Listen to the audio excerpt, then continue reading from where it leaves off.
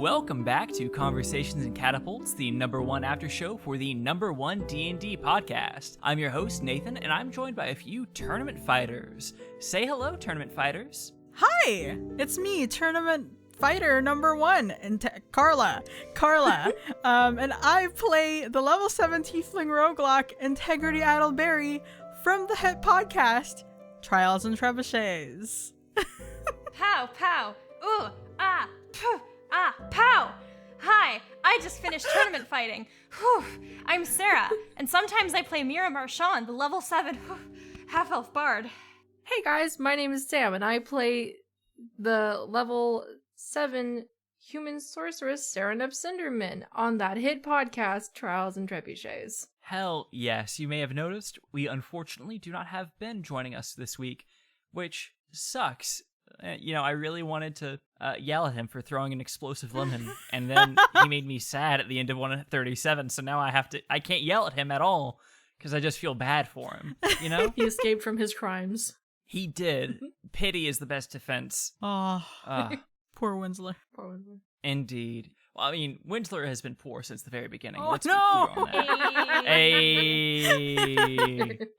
But hey, you know who is not poor? Who? Serenep Cinderman. Hey. Rich kid. Hell yeah. Oh yeah. Sam, I want to jump into this with you. Mhm. Why does Serenep feel the need to cover for / take the blame for the rest of the group's shenanigans? Her conversation with Crow in episode 135, where she learns about Yogg acting up on Winsler's behalf, makes it seem like she considers herself responsible for the other three members of her group. I feel like that's just kind of how her character is. Like, I think kind of from the start, she's always kind of been a maternal figure. Like, we've always kind of joked about the fact that Serenep was kind of like the team mom, like making sure everyone's doing good, that kind of stuff. And I feel like it also fits in that situation. Like, in her mind, Meera and Integrity have nothing to do with that, with everything that happened, like in the Polisharium and with the creation of Yogg in the end. Like, that was solely Winsler and herself. Though she wasn't as big of a part in the creation of Yogg, like, definitely she helped in the Polisharium, which kind of caused the whole Golem uprising and everything that kind of just went crazy at that point. Like, she kind of feels responsible for. So in her mind, it's very clear in her head, like, who was responsible for everything. I see. So do you think that she would not have done the same, like taking responsibility for the others had Crow, like, let's say that Crow came up to her and was like, I want to talk to you about your group mate's limit wand stand causing all of these health problems. Would she react in the same way of like, I had no idea, I am so sorry, if I knew I would have put a stop to this? Or do you think she would have been like, well, if it's their stand, you better go talk to them about it? I think she would definitely try and defend them, because I think when we were playing throughout that scene, like, she didn't really think of the fact, like, because like haste was cast on her by her drinking her lemonade, and right, and this is just a hypothetical, like, oh, okay, let's say after y'all had seen, the effects when you had visited the infirmary, and an adult asked Serenep about, the stand, would she try to cover for them? That is a good question, because, and it's definitely a hypothetical because we didn't end up having anything like that happen. I think that though she was less involved in that, she was still kind of a part of it. So I think it would be kind of a mixture of the two, if that makes sense. She would definitely try and defend her friends. Like, obviously we didn't know what kind of effects would happen if we had, with the drilled holes in the wands and like using those as straws for lemonade. We didn't know any of that was going to happen. But I also think it would be responsible for Integrity and Winsler to also say their piece of everything that happened, like, to show a moment of, like, oh, we are sorry that this happened. So I think it would be, oh no, I'm so sorry this happened, like, we didn't know anything. Like, she would definitely rope them all together of the we did not know this was gonna happen. She wouldn't, like, single herself out in that case. Interesting. I appreciate that answer very much. It was just something that I was like turning over in my head because of, as you said, Serenep does have that like very maternal quality, especially when she spoke to Meera and saying that Meera was like the most, the most stable one out of the other three. You're my most competent child. But it felt like she had like almost a ranking of like, all right, which one of these three kids like gives me the most trouble, you know? 100%. And so I didn't know if that was like a thing in her mind. Do you think that makes her kind of, does that ever border into resentment?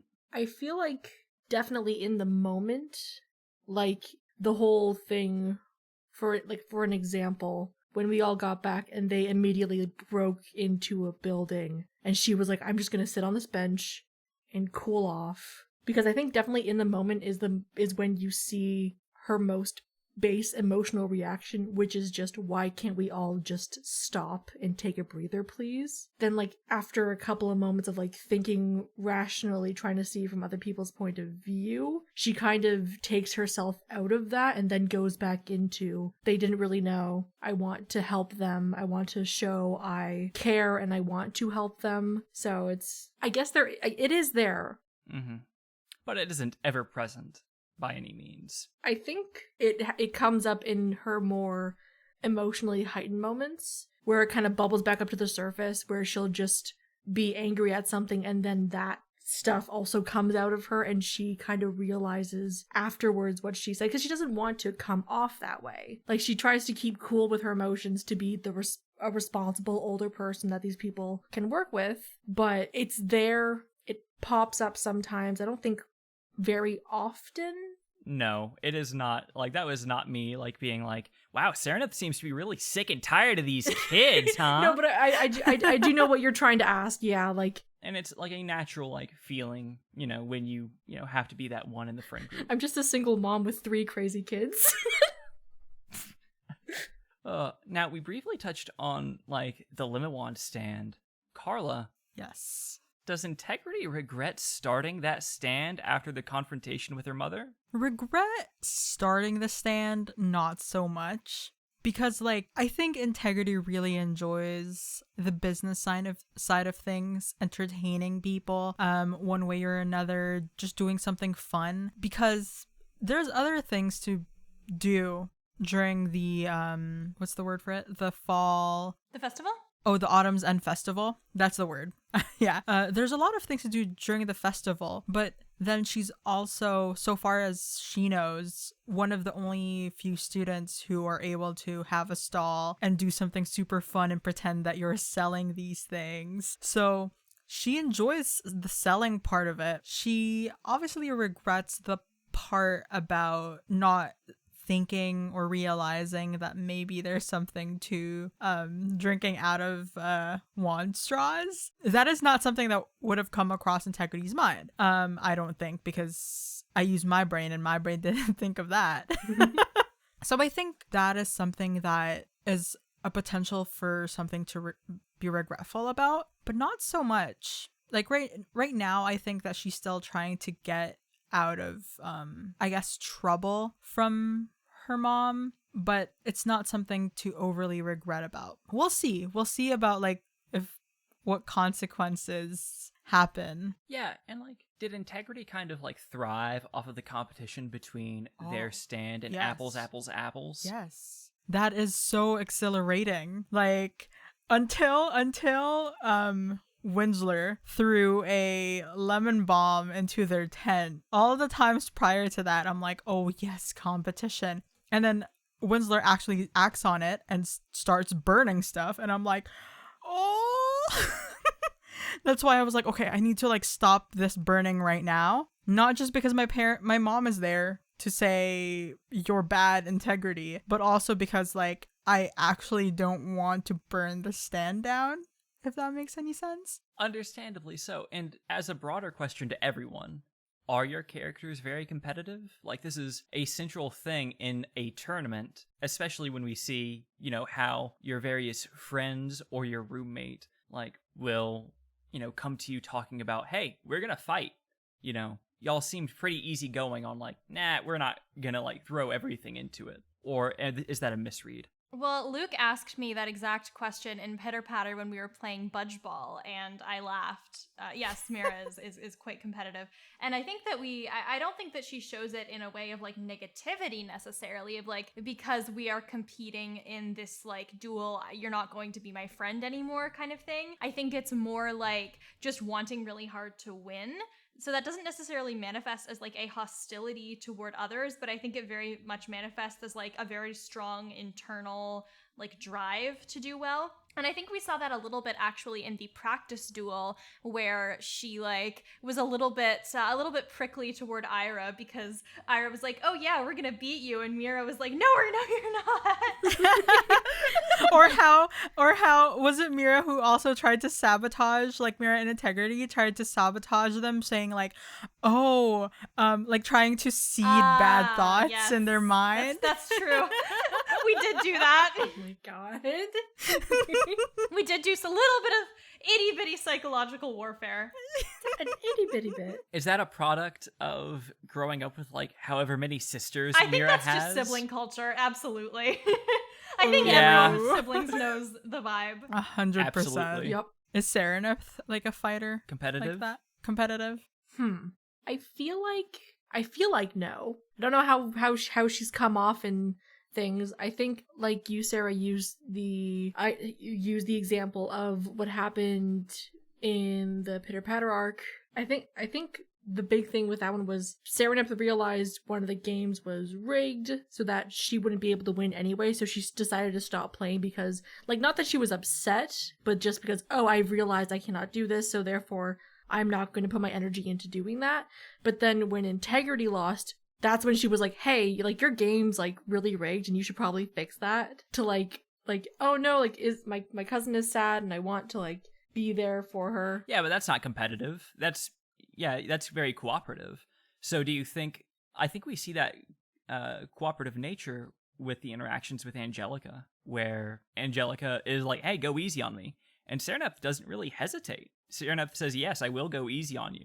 I don't actually think there's a huge moment in the show so far that we've seen Serenith really be competitive. I might be wrong just because it's from my viewpoint. No, I would agree with that. She seems to actually be more willing to be self-sacrificing than actually compete with anyone in like a friendly game like this. You know what I mean? Yeah. Like, she'll fight if lives are on the line, but if it's a competition, it seems like she would much rather find an outcome that makes everyone happy instead of trying. Can I ask a question? Oh, absolutely. Sam, I wonder if that might, like, in some way be almost like a form of resistance against Sereneth's parents, because I don't know, I get the vibe that the environment Sereneth was raised in was very much this, like, competitive nobility, like, military association kind of thing. I wonder if that's sort of another way that she's able to resist those expectations of her. Sarah's gonna take my job. But Oh, sorry. No, it was really good. That was not a bad thing. Please keep doing that. I just realized how superfluous I am to the whole program. Oh no. bye, Nathan. I think that's a really good point. Yeah, I like whenever because like you said, Nathan, like, yeah, when Angelica was like, hey, please go easy on me, Sereneth values her friendships with people, like the friendships that she has properly developed outside of the home competitive space that she was in before. That, like, yeah, it's not even a hesitation of course, like, you are asking this of me as my friend, I'm not gonna go too hard on you. That's not to say that she's not going to compete in this tournament. It's to say that she's not going to beat someone who's already down. Okay, gotcha. I see. Interesting. That's very nice. Do you think that could change if her parents are in the picture? Like, If they are Sereneth's parents watching? are in the picture? Yes. If her parents are watching, would she be more willing to go for the throat? Sereneth has made the promise to Angelica that she is not going to go too hard on her. She's Right. going to give This is Angelica just a a fighting hypothetical. chance. The rest of her team is free cattle. Fuck you, Fair enough. Angelica. I'm gonna beat you up. A good way to say it would be she has a very close relationship with Angelica, but she still wants to give her team her abilities to do stuff because she is a heavy hitter in a lot of cases. So I think the main thing is most likely she's going to give Angelica a couple of hits, Angelica's going to give her a couple of hits, and then she's going to move on to someone else. And if someone else on her team wants to step in and take out Angelica, then that takes care of that game, and the promise was kept, and there was still a winner, sort of thing. Carla? I think we've established integrity is fairly competitive, yeah? Yes, 100%. If people don't think that, I don't think they listen to the podcast. How do you think she would have reacted to Angelica trying to be like, hey, go easy on me? Oh, if I was there as she's speaking to Serenith? Yeah. Or even if Serenith wasn't there and it was just to integrity. Oh, to integrity. Yeah. Oh, that's hard.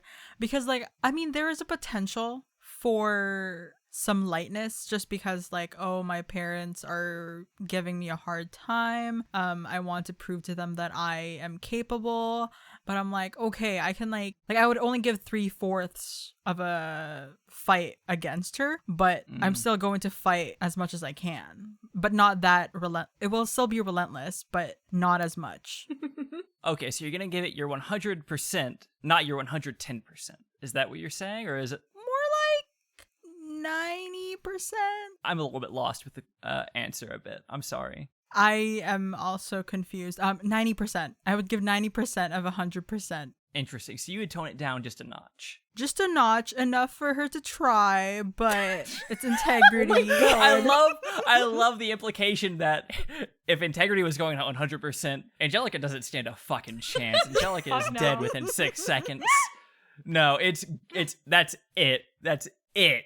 Listen, okay, I want to be a future Joan, so let me be. Yes. Speaking of Sarah. Oh, hi. Does Meera concern herself with measuring up to Joan? That's a very good question. Especially now that she is now that she's seen Joan and got an idea of what her deal is after hearing Adeline just mention her. Yeah, I think seeing Joan, there very much is this vibe of it's not a thing of oh, I think Delness likes Joan more than me. I don't think that is something that Meera is worried about, but I think it's more oh wow, she's so cool. Am I cool enough? Does Delness want me to be cooler?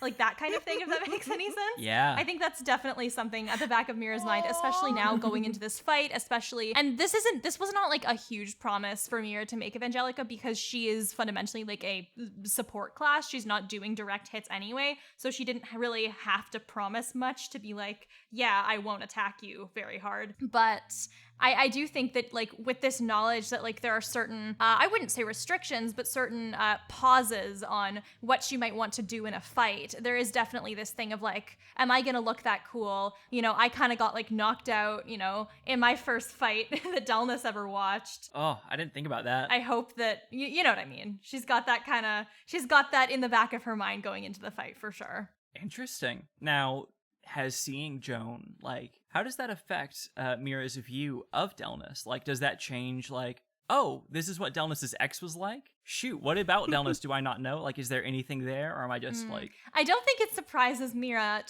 too much that Delness seems to like girls who can kind of hold their own and who Delness probably perceives as adventurous, because I think that Delness was pretty clear in that being something that she likes about Meera. Thinking back to the Golem party where Delness was I don't want to be just sitting around being some kind of damsel in distress. I really like what you do. I want you to take me on, something like that. So I feel this specific type of person being somebody Delness dated is not a huge point of confusion for Meera. Oh my god, I had forgotten about that conversation at the Golem party. Yeah. Do you think that it's a possibility? This is just wild hypothesizing now for all of us to just pull our brains together. Do y'all think that Joan probably treated Delness like a damsel in distress most of the time? Oh, that's possible. Yeah, kind of this is my thing. I don't need a sidekick. I need someone to rescue, I'm so curious about that relationship and how they got together, because it seems like Delness, apart from talking and hanging out with her friends, in terms of socializing with others, I guess we don't really focus on that in terms of Delness, but it's very interesting how that relationship came to be. And how it ended. Yeah. Because they just started dating at the beginning of the year, right? They broke up at the beginning of the year. I'm not sure when they started dating. Okay. They were dating at Yeah. some point at the beginning of Okay. the year, is what Adeline said, but not like when they got together, if I recall correctly. Okay. So they would have broken up at some Okay. point, like between the beginning of the year and, Delra. Oh, maybe Joan left Delness because Delness was MIA because she was stuck in a book. Also, Maybe wait, Delness left if Joan Delness- because Joan didn't If rescue Delness her. had a girlfriend at that point and just like never came after her, maybe that like if Delness likes, girls who are very Yeah. cool and heroic, maybe that disillusioned her a little bit, A especially bit. Nathan, if it's true what you said about like sort of always being perceived as the damsel in distress in that relationship. It's like, well, here's a point where it matters. Were you just like not looking for me? I thought you were like this cool person who was able to do all of these things. Like, what the fuck? I was in a book for a week. Oh my gosh. Like, when I think one of the other big scenes that we kind of saw with Joan was like, obviously we know that she's kind of charismatic, and also the fangirls, or like her like group of admirers who like jump to her like the second that she has space next to her that they can kind of squeeze into, kind of thing. Yeah. Of which Angelica is one. I love that. Love so to see much. it. I love it. I think that might also be a big part of it, just because like when someone you're like, maybe when they first started dating, Joan wasn't a household name sort of thing, or like I guess a dorm room name sort of thing. But like it probably like maybe developed into that, and that's when she was like, okay, I can't, like they get there in their newest year to attend school, and Joan is like very popular suddenly, and like all these other people are like rushing towards Joan to be like, I want to be in your presence. And maybe Delness was just like, wow, I can't handle that kind of pressure, and I'm suddenly seeing how much these people love you, and I don't have that same reaction of like fawning over you, like, so do I love you, like. And then she kind of like stepped away, and then she got trapped in a book. We have to find out the gossip. Yes. Please. We gotta Let's find talk to Ari. Angelica or Ari. I'm dying for it. Angelica is probably already falling in love with Joan, and it's gonna be a whole like, if we try and ask her for any kind of scoop, she's gonna be very biased already, kind of thing. Oh. Hashtag Joangelica.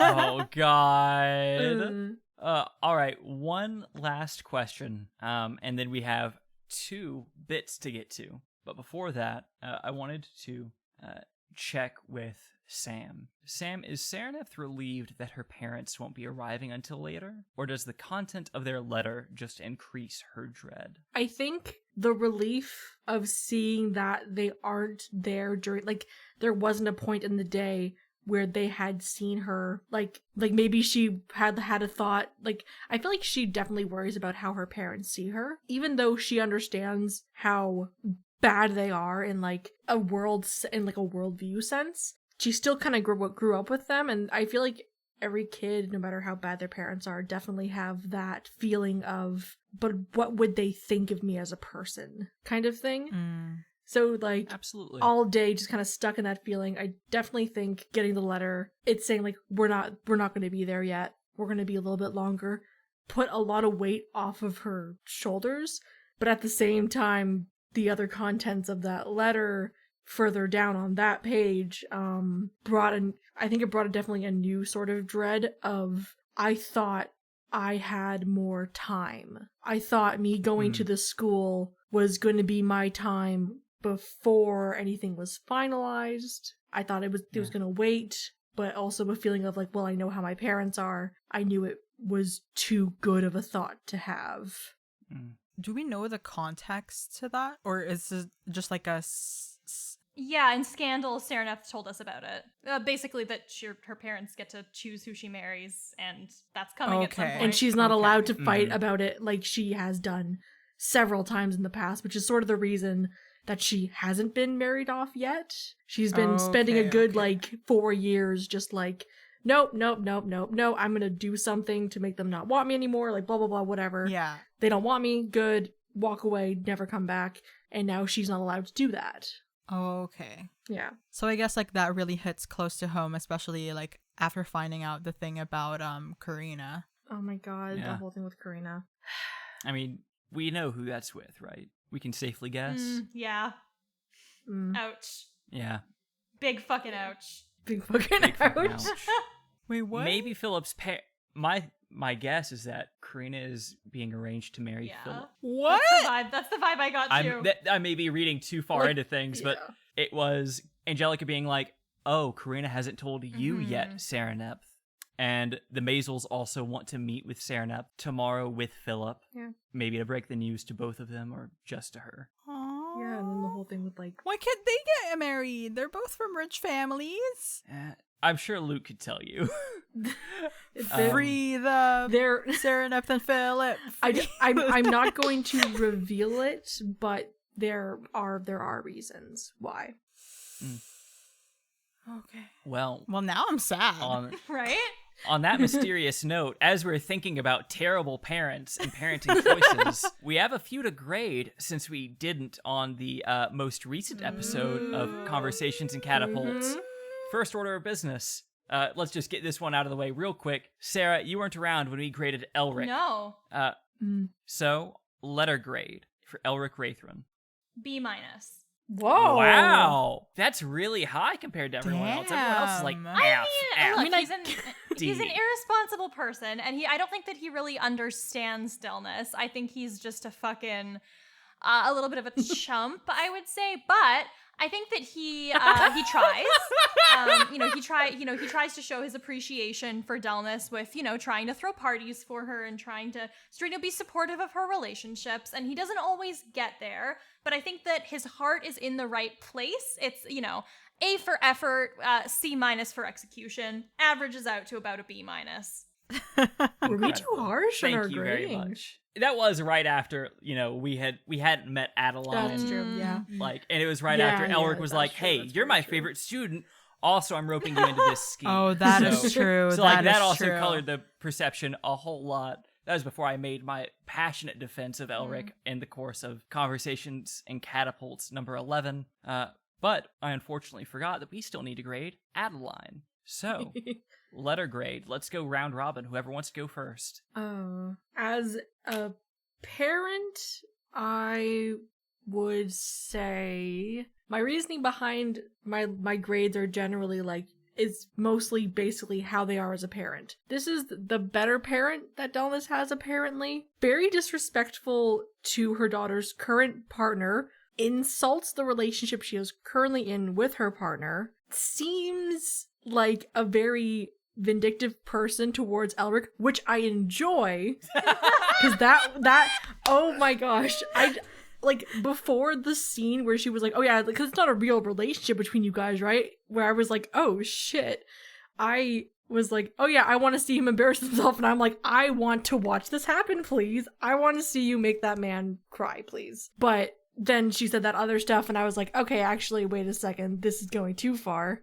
How dare you hurt these lovely people who just want to be together?" And so I think for all of that, I'm gonna give her a D. If she had more conversations with Delness before this, very clearly, there was one letter before this whole thing, and that was at the beginning of the year. They haven't talked since. I feel like it's a very distant relationship. So D for distance. Hey. Oh. Hey, nice. So do you remember what I gave Elric? I think we all Was gave it him an B F. for bitch? Wait a second. It was D for dick. There we go. Oh, D for dick. Okay. That's literally the joke that you made, and then you wanted to switch it to an F, but you wanted to keep the same F pun for fucking Okay. dick. of D for There we dick. go. I think then if I gave a D for dick for Elric, right now I would give C for Oh no. this is so stupid. C for Karen. Oh. C for Karen. I love it. I love that. Beautiful. Wonderful. Yes. Glad we have the same I love thought, it. Nathan. Amazing. Yeah, right?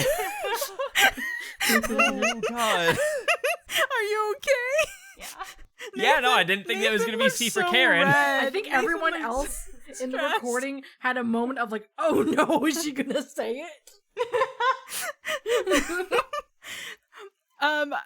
It's a letter higher for because she's the more likable parent according to Delness, and that matters a lot on the perspective of the child. But I guess like her being, oh, I want to see someone suffer. Clearly I don't know what happened, like what the breakdown in a relationship was. Like I'm thinking that maybe Elric sort of took risks with their money, and I don't know how he dealt with that because people can deal with it different ways. So I would give her a C for that. I guess like that's why Very she's valid, a Karen, just because I imagine her being like super into revenge and being like, I'm gonna prove to the world that you're the worst parent, and I don't think that's healthy. But it's so fun to watch. True.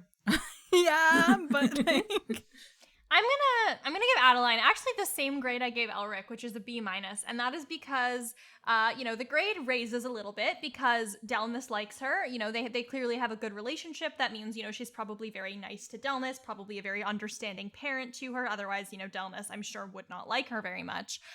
Lowering the grade again because as Sam said, she was very rude to Meera. She was very rude about Elric and his entire situation. That doesn't necessarily relate to how she is as a parent, besides just being an asshole. Though I would say it reflects a little bit on her as a parent of like, you don't want to undermine your co-parent to your child. That's shitty. But I'm gonna raise it a little more after because she did warn Meera about whatever the hell is happening, and I don't know what the warning is really about yet, but she didn't have to do that, and that's probably a cool move. You know what? That is a dang. Oh, I was so ready to write Adeline off as another girl boss who I didn't like. But no, that is a good. Oh shoot. How many girl bosses do you not like? Yeah, no, I got it. All of them. I also didn't like Ferdinand. Who's great. Loved Juanita though. Hey, I like Juanita. Oh, all right, Juanita. rules. Wow. If you like Juanita. Yeah, there's one valid girl boss. Okay, next up, Integrity's mom. I would say she's the most mom that we have met besides Ma. Mm-hmm. Yeah. She's the most mom. Like, she's gonna take a night to cool down after everything that happened at the stalls. Like, she cares about her kids. She's not gonna make them sleep in a bathtub.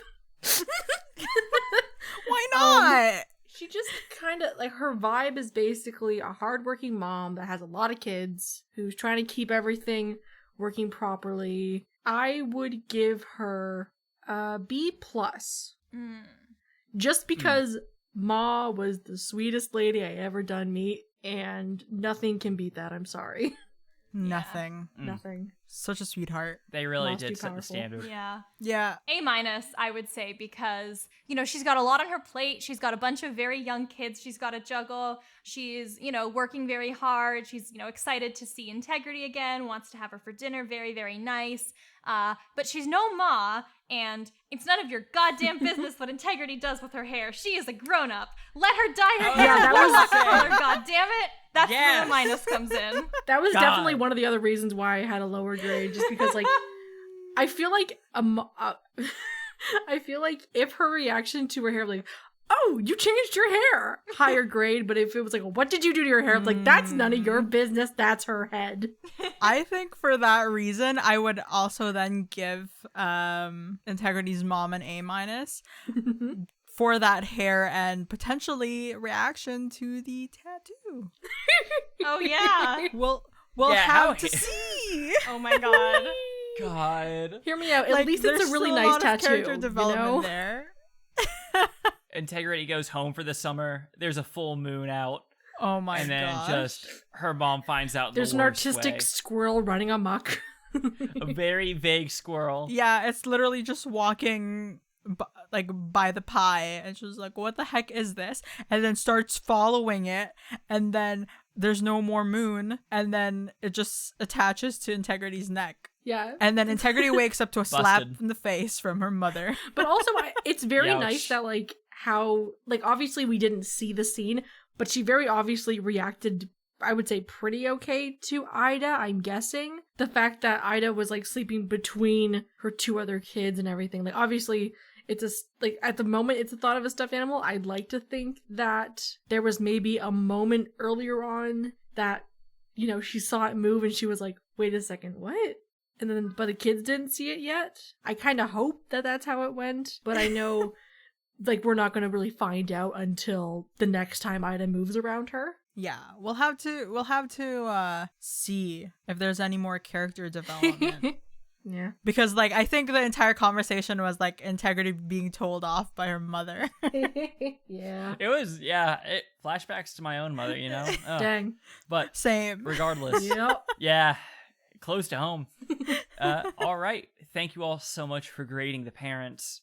We have one last thing, and then I will let you go, which is, of course, battleships. Yeah, we were just talking about how fucked up it is that the parents just like pair their kids together with no regard for what the kids want. So, who's on a date? The nobles of the land have been playing battleships for years, and they've excelled at it.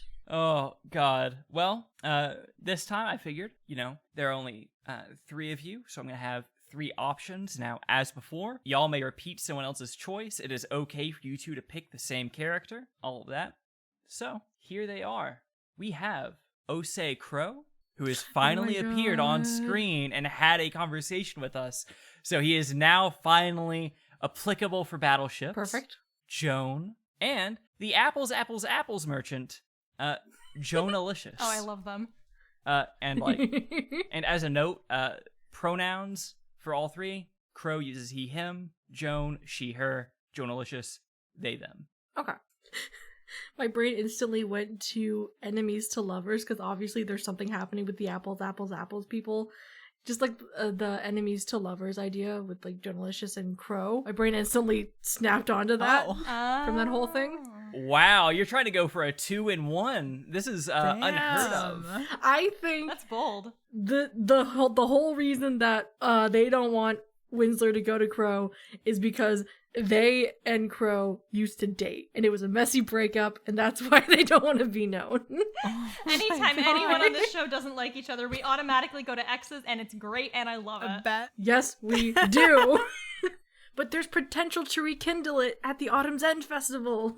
I was about to say, you literally were like, that's not a ship. That's I don't know what to call, like, a reverse ship of just, like, headcanoning 2 people as A Titanic. exes. Titanic. Hey! Oh my God, you 2. Oh my fucking God. Nathan has, like, just, nope. I don't know why y'all even keep me around for this show. I do not add nearly as much as y'all do. You can't edit this out. You have to keep both of us together. I would never. A Are you duet. kidding me? You kept it in the trebuchet thing you had to keep this into. Yes. We've sort of joked about this, but I'm going to propose Joan x Meera for the battleships, because look, I mean, just based on the kind of books that Meera reads and the stuff she's into, I feel like Joan is kind of Meera's type in terms of, her and her Diane Danger and Alyssa adventure and all of that. I feel like Joan fits pretty steadily in there. If it ever were not to work out between Delmas and Meera and Joan have something to bond over of having the same ex, which I would say is a foundational experience in the lesbian community, of you and the girl you're dating having dated the same person, been there. So Oh my God. I feel like that's established as a thing. I don't know. I feel like they could give each other cool fighting tips and have a good time. And I think that, Meera with her new snake arm biting power, I think that Joan would find that very impressive as a lover of combat-related prowess herself. Note to Luke, Okay. I still support Delra. Don't take this as me being Oh my anti-Delra. I'm just playing the game. Okay. Take note. I've asked Luke this question, and apparently Crow is around 24 years old, I thought he was like 24? I 28. thought he was like 29. Damn. or like in the Yeah. 20s. I think Wait, it was like early 20s or something like that. yeah. I thought he was like 29. So I need to apparently redo my Fucking fucking young. pick. he's in the early 20s. Yeah. And if it is Young the case that he businessman. is in the early 20s, I would like to ship Osei Crow to Integrity Idleberry.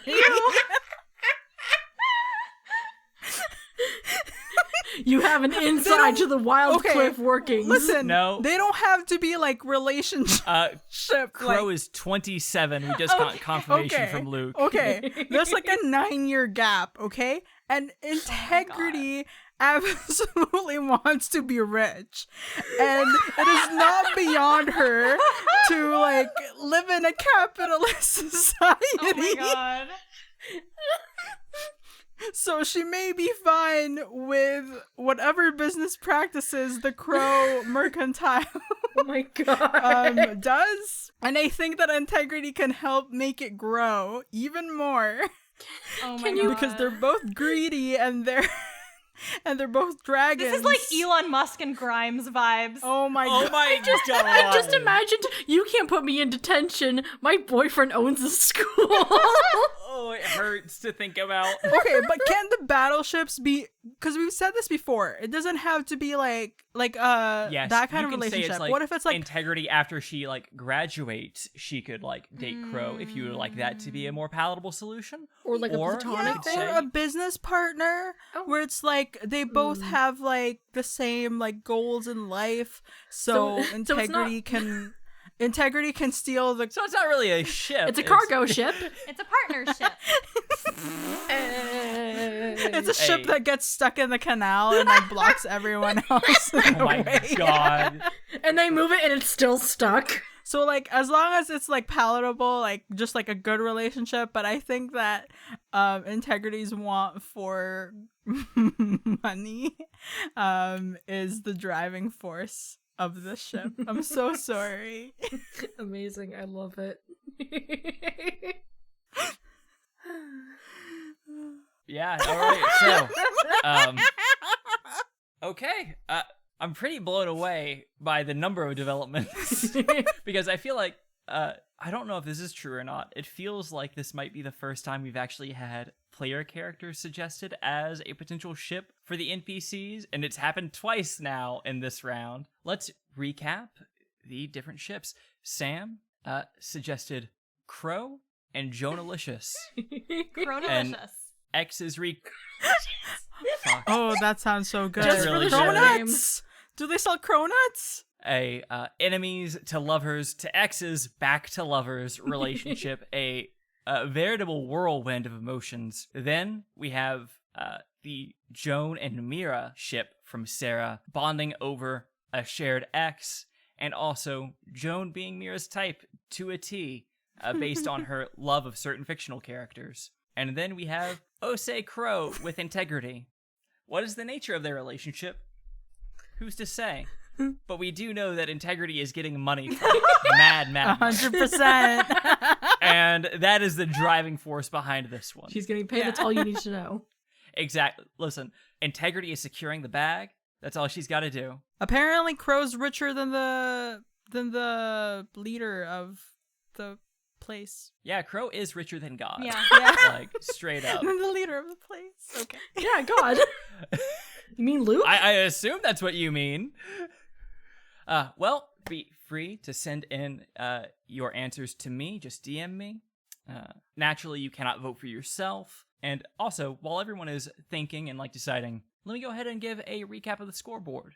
Currently, we have Sarah on top with, it says here 5. For some reason, I thought it was 6, but I don't think it matters. We'll say it's 5. Ben with 4 points, Sam with 1, and Carla is still there at the bottom, unfortunately. But who knows? You know, I think every day there is a chance for change. Everyone has sent in their votes, and this truly is an episode for firsts on this podcast. Don't do this. Stop. Carla, Carla, why? I would like to congratulate you on your first point that you have won in battleships. I got Now it. we're For an tied. incredibly a batshit battleships here on this episode. Carla, is there anything that you would like to say? This has broken your 11 episode losing streak on battleships. I would like to thank everyone. I would like to thank my parents and my siblings and all my friends. All I really needed was to make a cursed ship and I win. That's how you win on this game. Yeah. Oh, great game. Oh, it literally well earned. Great all around fucking beautiful. I would like to thank the three of you for joining me Anytime. on this week's Thank you. Conversations 100%. and Catapults. And listener, please join me right after this break as we go sliding into the DMs. Bye. Bye. Bye.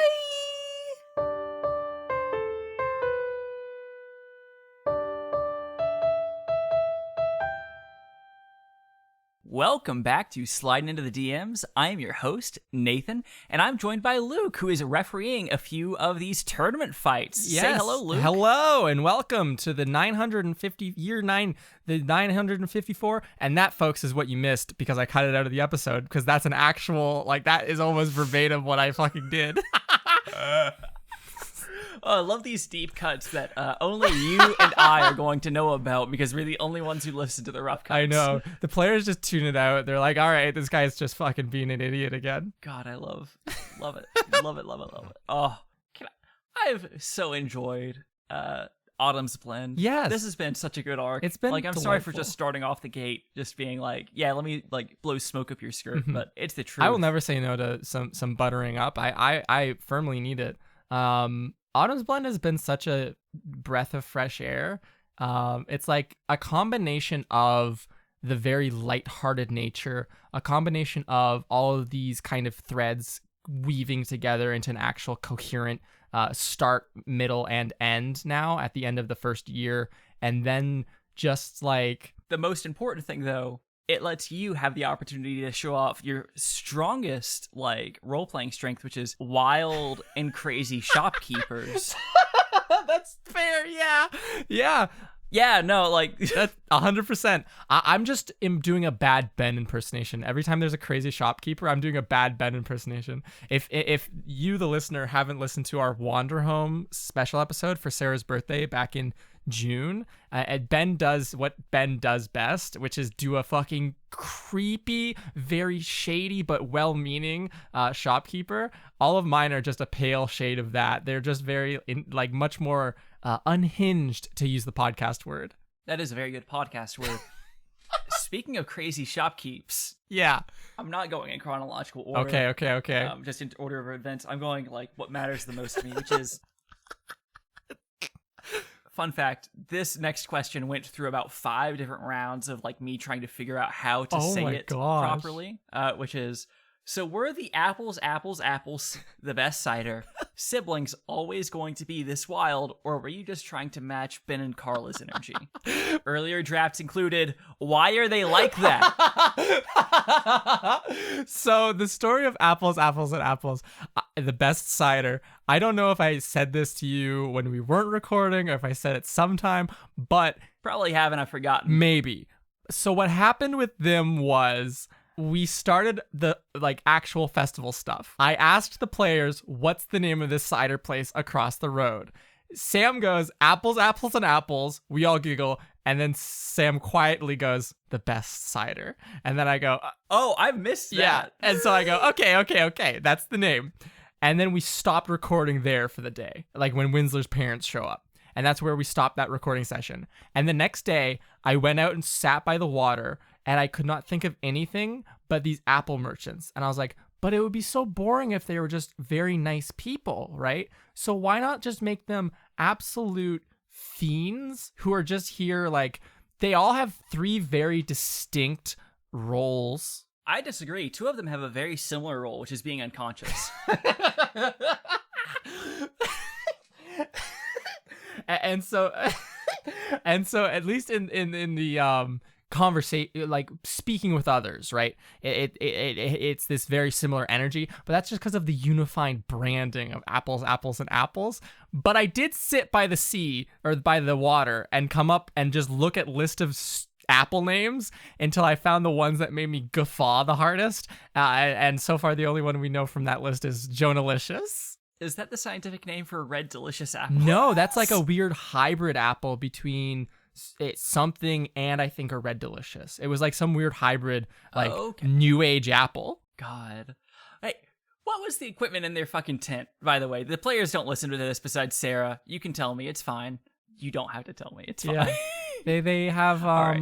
business with Shady Crow. stuff. Yeah. Yeah. Speaking of Crow, Mm. we finally were able to see Crow actually do his thing, Yes. which is just In a very minor way, at least.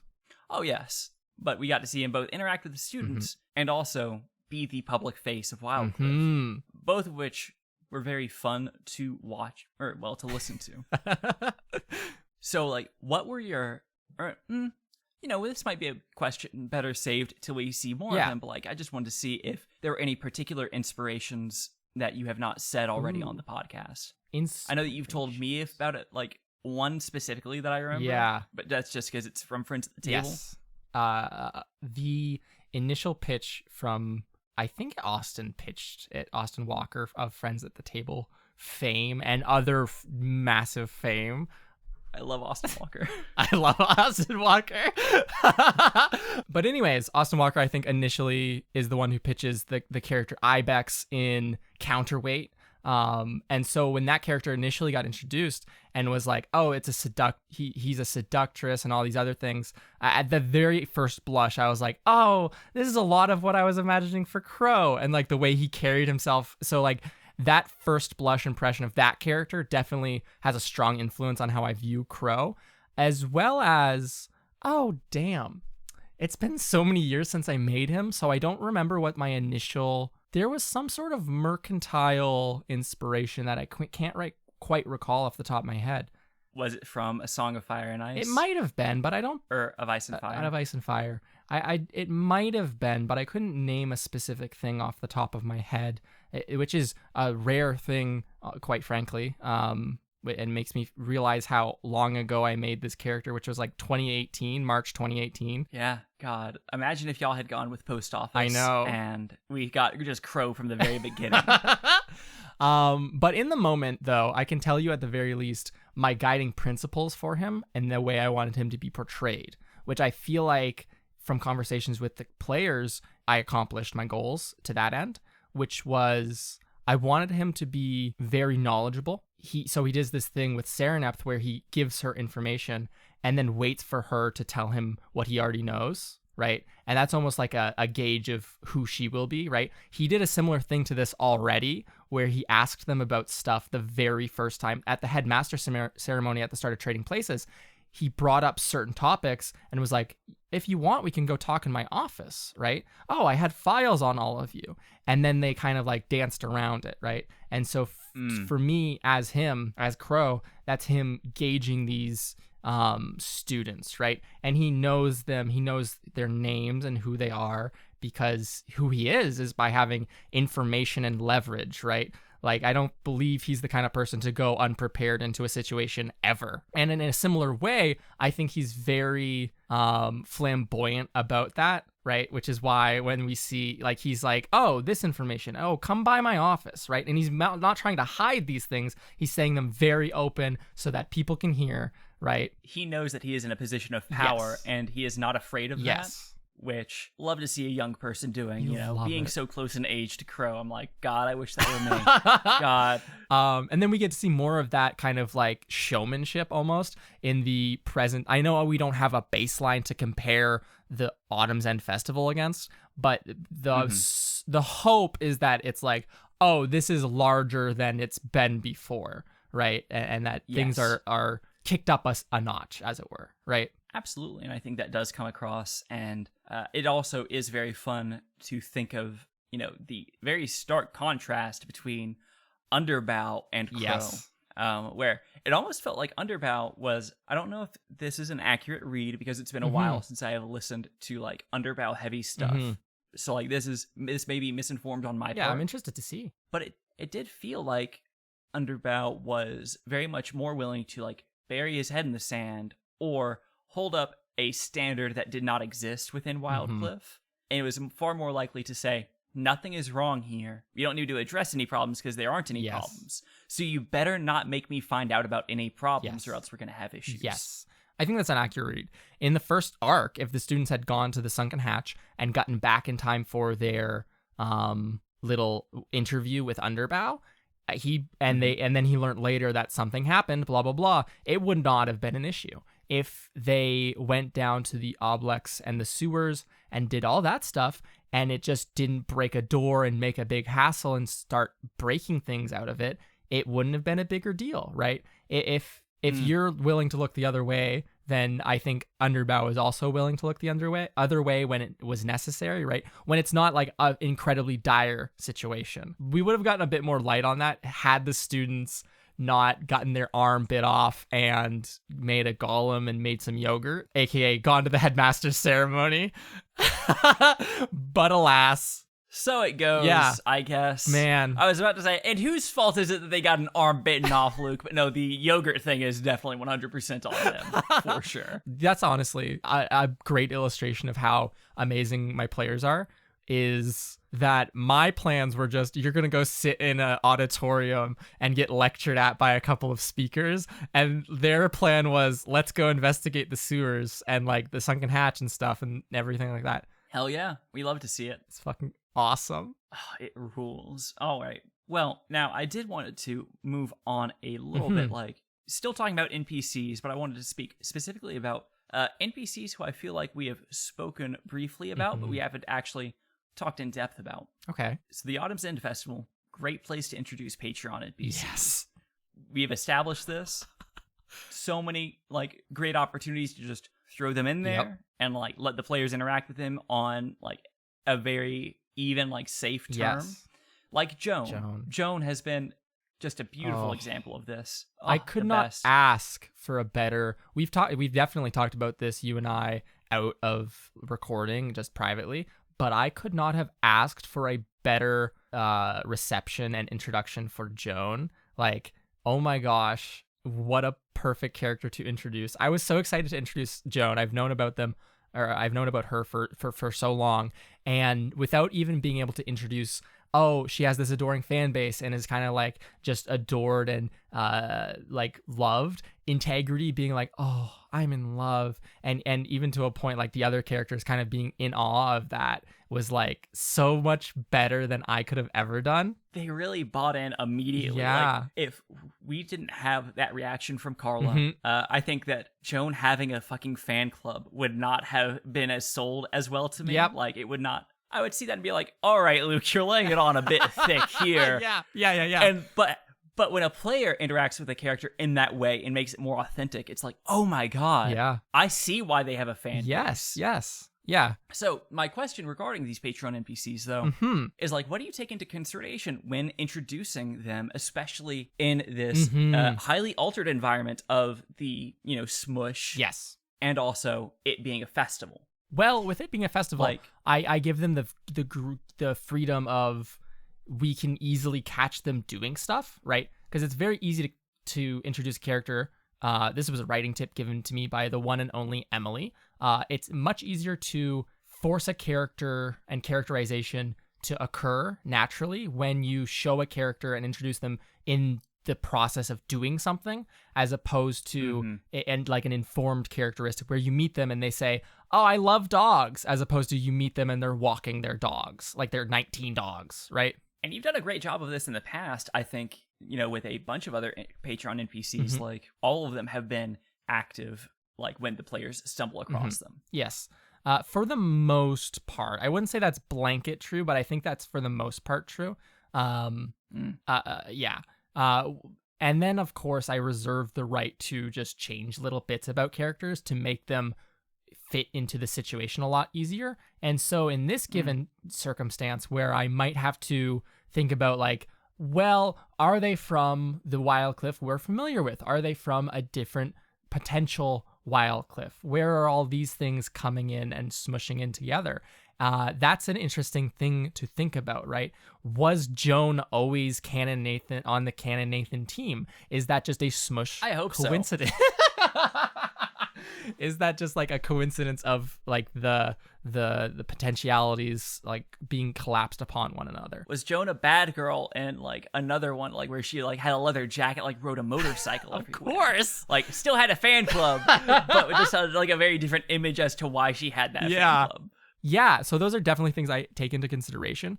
Another more meta sense of having to consider for Patreon characters is and I talked about this at length with the players before we recorded these episodes, was I don't want to just sit there describing characters and being like, thank you this person, thank you this person, thank you this person for like 7 minutes, 8 minutes, right? Yeah. Like I wanted to, in some of the teams, I would just say, oh, there's this, right? There's these defining characters, right?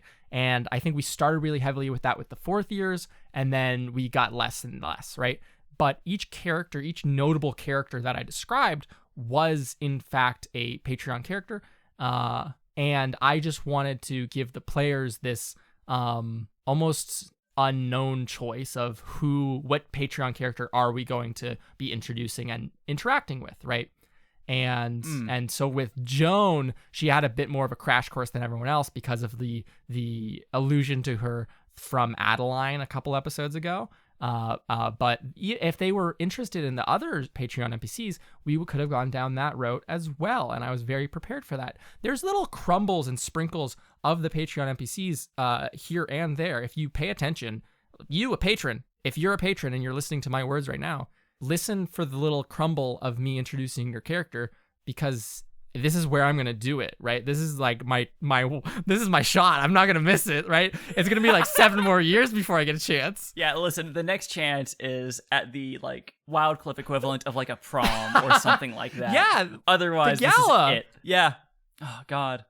But yeah, I did think, a teammate of 4 gnomes who like would stand on each other's shoulders definitely struck me as a Patreon NPC thing. I don't know if it was or not. That was a Ben thing of just making that. Oh my God, that's right. Yeah. I adored that, like, because it's That just was so me good. narrating and telling them, and then they do a firebolt, and then they do a counter spell. It would be like, well, this is all right, Luke. This is a bit a bit much. But saying, oh, you the characters, Sarah, you roll for Dellis's team, and you roll for the other team, right? And then tell me how they win, right? Is great. It is. That is such a good way of doing observing combat. Something that I love a lot in D&D is combat, and so being able to involve the players without having them roll initiative in this way, masterfully done. I don't think I would have been able to handle like a tournament as well as that. In my opinion. Also giving them a hand in the outcomes of these fights, even if it is just rolling dice, it's still them rolling. Because it ties because first of all, everyone freaking loves to roll a die.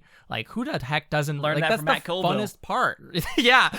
Players love rolling dice. We all do. And then it'll tie them to that team in a way, right? It randomizes it in a way that is fun. They get to roll a dice, which is fun. We get to come up with silly sponsors and corporate schmucks, which then I can just reincorporate and put them as vendors in Vendor Village, which is like doing double duty for me. And they also narrate how a team wins, right? So then we get this like narrative flair of what this team's style is, right? Which is very interesting and useful for me in the event that they then fight against this team. I already know how this team fights. And then it also puts the players and primes them into that creative state of mind where they're all thinking in that like almost combat creativity where it's like, what's the funnest way that we can do this, right? And I feel like abstracting that and saying, these aren't your characters, this is a group of people, and just abstractly tell me how they win is a lot easier to have fun with than the minutia of D&D combat. So then by the time that D&D combat does, like the turn-based combat does come up, I feel like we will be primed to be in a more creative space to have fun with our spells and stuff. Not only that, but it also saves you a bit of trouble in terms of figuring out how the NPCs are going to be fighting. Yeah. So like you don't have to figure out a strategy for each team. Yes. The players have already done that for you. I can just say, they look like this and they have these weapons. What do they do? I didn't plan for there to be a lightning mage and a fire mage and an air mage or whatever it was. Carla did that because she wanted the avatar, right? Team Avatar plus Syndra, right? Which is amazing. God. I love Syndra. Avatar would be so much shorter if Syndra was in it. Let's be clear here. Syndra, easily like one of my favorite like Patreon NPCs. No offense to anyone else's, including my own. I think that some people just do a really, I don't think it's that some people do a good job of like giving a hook. I think it's just that the players and their actions really resonate with a hook. So with Syndra, who is this kind of like goofball, like, hey, I'm older than you and I'll look after you, but also check out the Gollum stuff is very important, right? Absolutely. And so since Winsler and Serenep are going like full in on Gollum stuff now, I feel like that's a very good crossroads to have, right? For sure. And also it like will also resonate with just the players' attitudes and like characteristics themselves. They're going to latch on to someone who is like a freedom fighter, like revolutionary type, like because we've seen them do that in the past with like Kreska.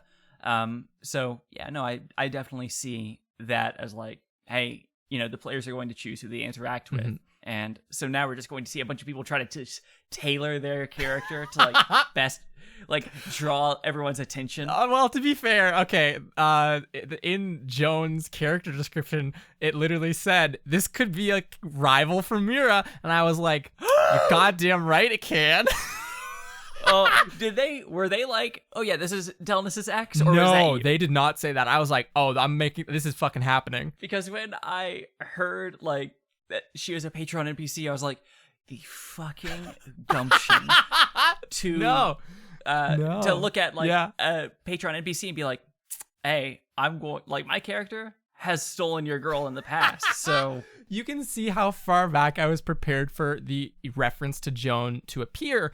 If you go back and listen to the accursed arc of Scandal, there's a moment where they're sitting in the library. Delnus and Winsler are off looking through like the couches in the observatory deck or like the lookout box for like the hall, like the music hall, and like having that, like Delnus is kind of venting at Winsler and Winsler's just looking for stuff, right? And Meera and Penny are off in like the changing room having that conversation, and Integrity takes that moment, Carla/Integrity takes that moment to like interrogate Ainsley and Zara, and like there's a question of like, did they used to date or something? And Ainsley and Zara say something along the lines of like, no, Penny never really dates anyone.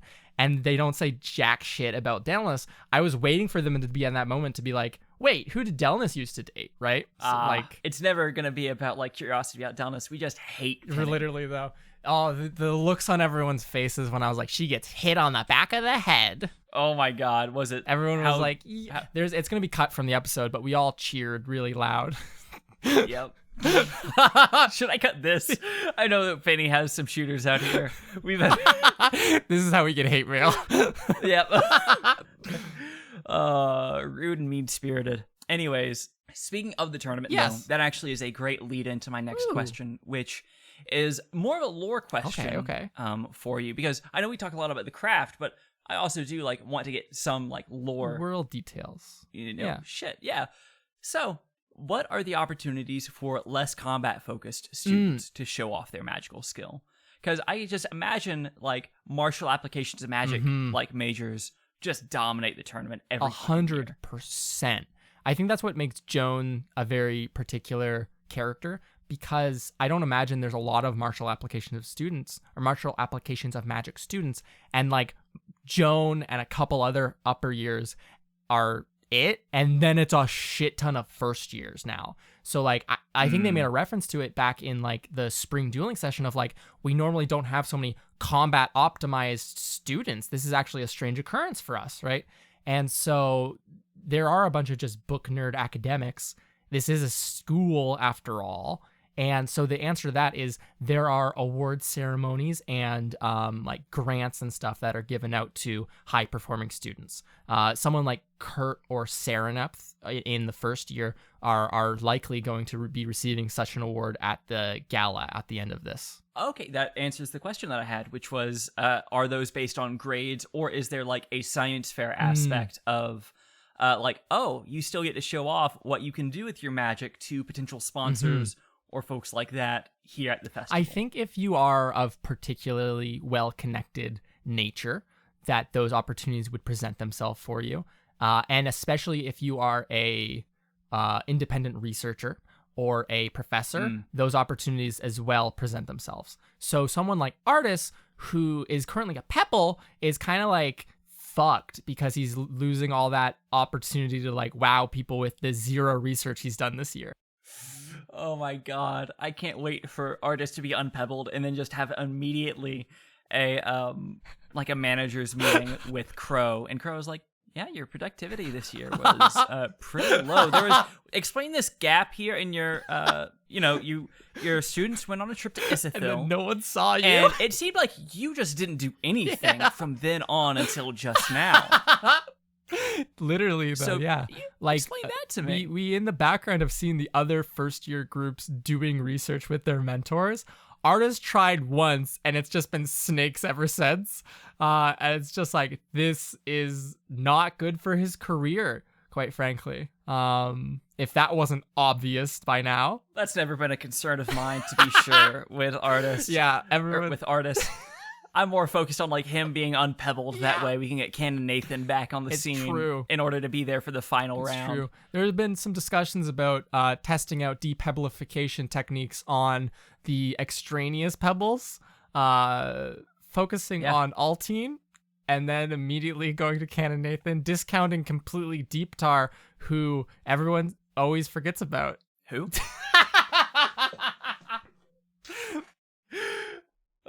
Well, excellent. Let me take a look at our time here. Because It's about 30 those are like my prepared questions and all of that. Yeah.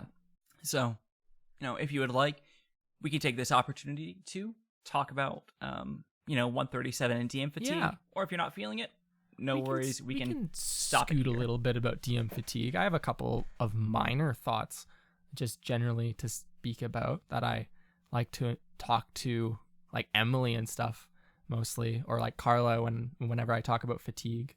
So Yeah. When do you feel that coming through the most often / how does that show itself in your DMing? Oh, so the way that I can like identify that I feel burnt out is just this feeling of not being very sharp. Because I think if you listen to the show or just ever, like, you play D&D with me, and there's these moments where I will just be witty and be on top of things and be able to be sharp and play off of what everyone else is saying, right? Which is my preferred way to just interact, is to just like alone I'm very very weak, but with others I have them to bounce off of as if they were trampolines, and so the more their energy like feeds into me, right? And so when people are having a lot of fun and I find myself not being able to capitalize on the opportunities that present themselves, or if I am, they're just kind of like fizzling, I start to think like, am I off today, right? Like, is there something here, right? And do you ever get in your own head when that happens? Because I find that happens to me. If like, all it takes is like one thing to throw me off of my rhythm. Like if someone is like checking their phone when I'm speaking during a DMing thing, then I just immediately like, and I notice I'm just, I have to like start over. It is one of those things, and then I'm just in my head for the rest of the game. yes, Like, is that? yeah, that absolutely happens. I think that happened to me more when we played in person. But then in person, there's this ability. There's an energy when you play in person games, and we've never recorded in person, to be very clear about that. I'm talking about like the past when I would DM for people, because there's an energy to playing in person. But then playing really long sessions, there's an exhaustion that washes over the group as a whole. And I find that the energy sometimes is a lot harder to start when you're playing online. And so those kind of road bumps and hiccups can happen, and not so much during play unless there's a technical error. I would call technical errors a large, like, immediate road bump, like just like full stop kind of thing, Nathan. Nothing kills me and my willingness to DM even than like if we're experiencing technical difficulties. I literally get to the point sometimes where I'm just like, I don't even want to fucking do this anymore. Can we just scrap this recording? I don't want to even be here. Get this shit off of me. Literally though.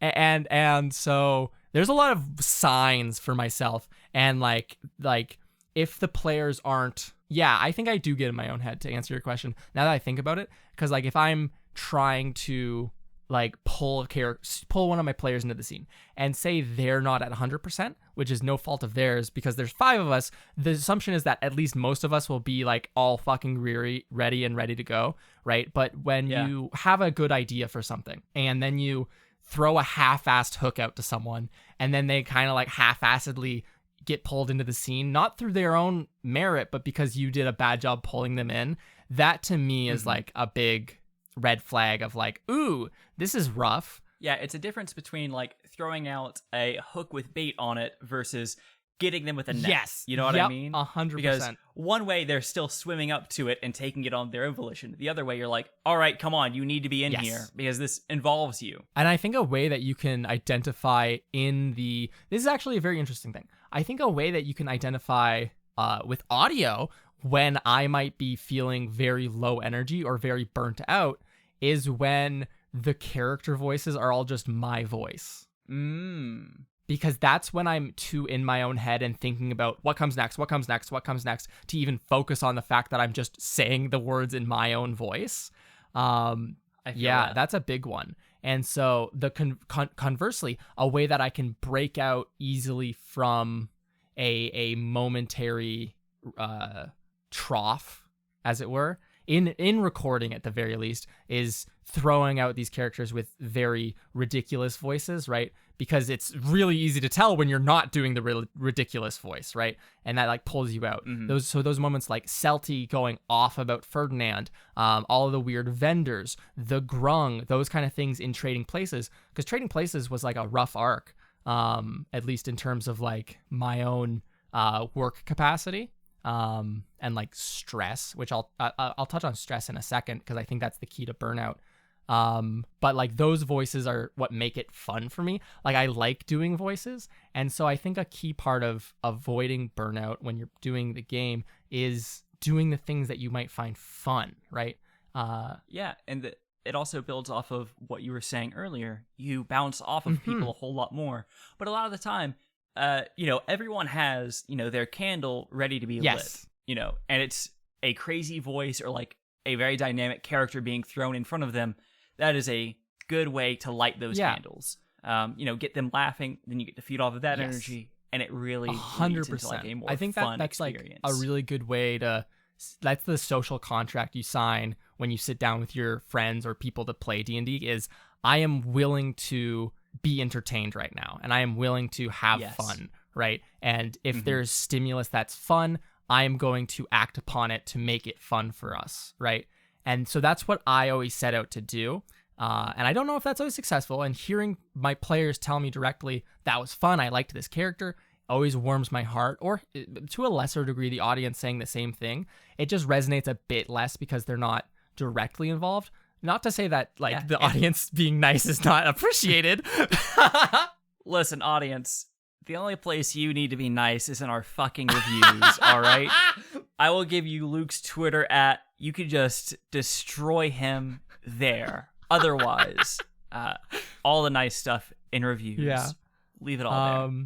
And so that's just in the moment, though. And the bigger thing is just the chronic burnout, right? Because it's fine if you're just like getting fatigued from running the game and having a good time. That happens. But it's a bigger deal for me, and I think for most people, when you're realizing you're chronically just having a rough time, right? When you're just finding it difficult to write, when you're finding it difficult to come up with fun and clever prompts, when you're just finding it difficult to make silly voices, right? Or run a fun combat, those kind of things, that's like true warning signs of like, or just signals of like, hey, you might be very stressed. And so for me, a principle that I like to remind myself of and keep myself aware of is just that, and this is coming from the past, a past life when I exercised a lot more, but this concept of all stress is stress, right? And so the bodily stress you're doing on your body from if you do physical exercise, which I would recommend if you have the ability to do, you should do, because it really prompts your mind into a better headspace, at least for me, not for everyone. I started doing like I finally broke out my old pull-up bar, yeah. you know, Yeah. at home and like taking walks, and good Lord, it has made a huge difference. Yeah, it's just it's strange because it's like you don't expect it to have any meaningful thing. Oh, I hate that it's true. Yeah. That it's good for you. I wish it were not. I don't have the same like developed relationship with exercise that you do, where I can enjoy it fully. Yeah. I am like, all right, I am doing this. It's like a job. You know? I'm just here to clock in, clock I think out. I'm a bit of a masochist though, which is why exercise is really enjoyable. Am I allowed to say that on your show? Yes. We called Agatha a gilf in the last episode of Conversations Catapults. Yeah, but so like these momentary things, which is also why I write, right? I just like enjoy torturing myself.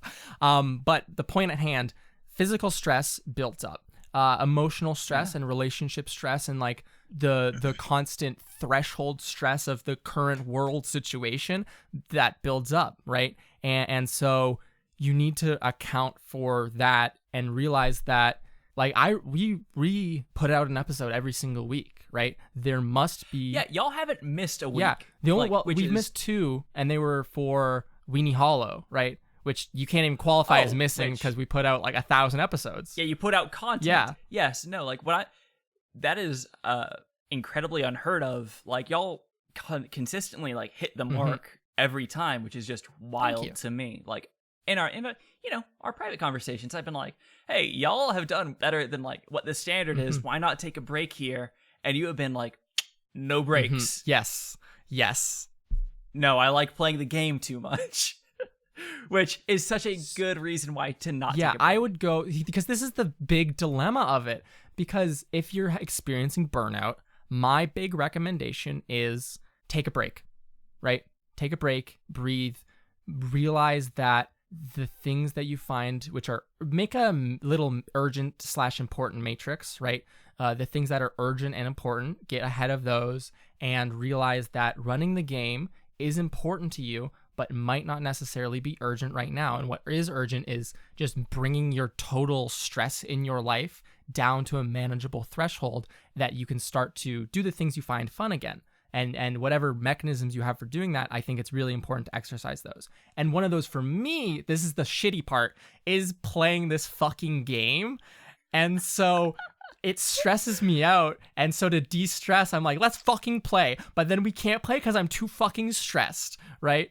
And I can't write right now. And I'm doing bad character voices. And then at that point, it just becomes like a self-fulfilling prophecy of, I'm not going to have fun recording this, and it's going to make me feel worse about my skill. I don't know if you've experienced this, but when we record an episode that I'm not happy with, it's an embarrassing thing, honestly. Oh, I am someone who, and this might be a little bit too real for this podcast. I carry a lot of like shame just from like growing up as the child of a pastor. Yeah. Like, it just happens. Like, even if your parent is not actively shaming you, you're growing up in a situation where, like, there tends to be a lot of that, especially in the Southeast United States. It happens. And so, like, all that to say, if I do badly on, like, DMing or, like, even recording an episode of this show where I'm like, I'm not happy with how I did, I then carry that shame with me until the next time I can do it again.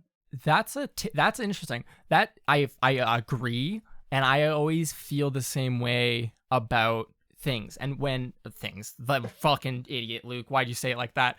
I always say something similar to people in my like friends, my friends and in my like close group of people that I speak to, where they'll show interest in DMing or running a game or in some way putting themselves out there. And I will consistently, constantly always be like, you should do it. You should try it. Just do it. And if you do it bad, just do it again and make it good. Right. Because to me, the only way you do bad is when you just stop. And then that's your last poignant memory. Because to me, all of the bad times have gone. And the only things that remain in my brain, even of horrible sessions and horrible one-shots I've ran, the only thing that remains there is like the fun with my friends. And that's like all anyone's going to remember in 5 years or something, right? Absolutely. Yeah. And also, it's part of the game is you start off at level 1 and you gain experience, and you don't hit shit very often at level 1. Yeah. You do badly. Yeah. But you gain experience. And there's a reason why why it's all based off of that, Oh. Not, excuse me. I made it sound like the real life is based off of D&D, which real life is D&D. Not the truth. All of it from the start. Hell yes. Oh God. Yeah. And so that can be frustrating. That can lead to burnout. If you're burnt out, do things that don't stress you out. Play a different game, though. I think I've said that on this show many times. For me, my reset is not playing more D&D and recording it. My reset is like playing D&D privately with my buds, my friends, on the weekend. Hey, what's up? That's me. And then playing a one-shot, like Wander Home, like the bonus episode that's not come out and that has tortured my mind since February.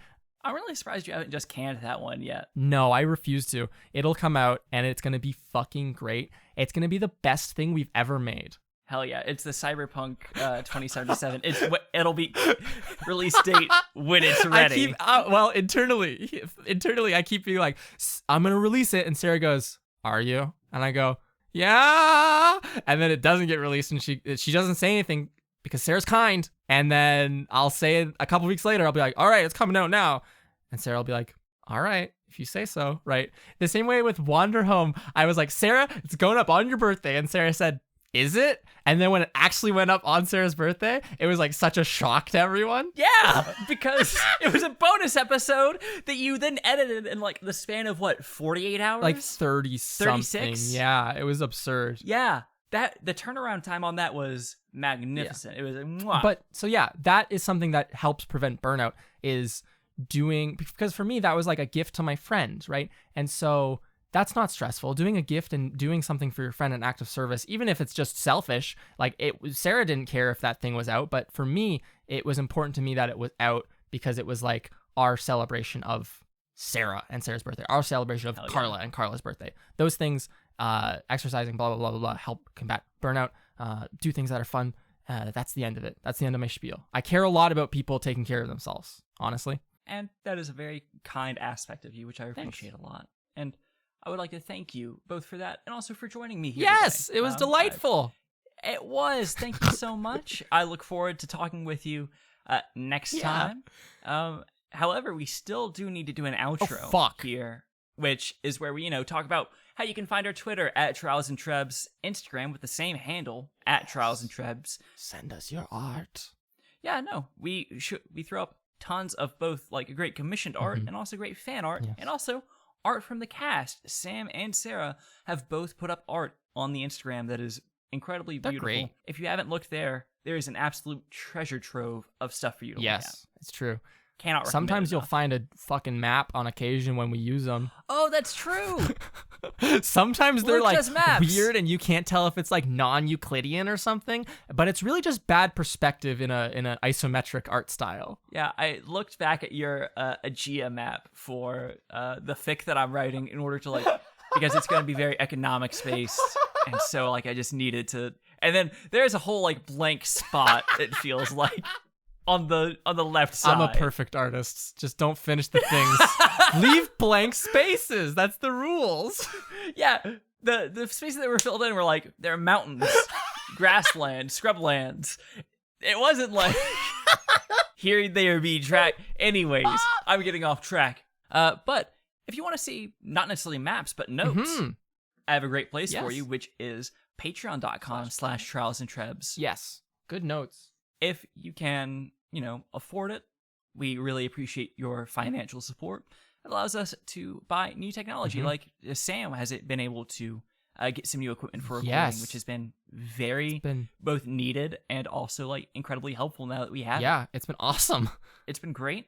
Not only that, it also pays the bills for many of us on the podcast. That little bit of extra financial support really does go a long way. We cannot thank you enough for it. The whole reason we have this show is because of that financial support. Generosity and the giving nature of you, the listeners. You, the patrons. Yes. And if you can't afford it, that's okay. Just tell a friend about it. we don't do any sort of advertising for this show. It is all done through word of mouth. And we actually have a really lovely fan base that you can actually see on the Discord here, which is linked in the episode description. I'm on there quite often, as is Luke. You can interact with the cast and with other fans. It is a great time. It's phenomenal. But is there anything else that I'm missing for outro? That's it for outro? All right, fuckers. See you next time. Oh, wait, no, I have a great ending sting. Yeah, because, you know, this is the 12th episode. Oh my god. We've been doing this for 1 whole year now. And we've never had a consistent outro throughout that entire time, so I've realized the best outro is to just not have one at all.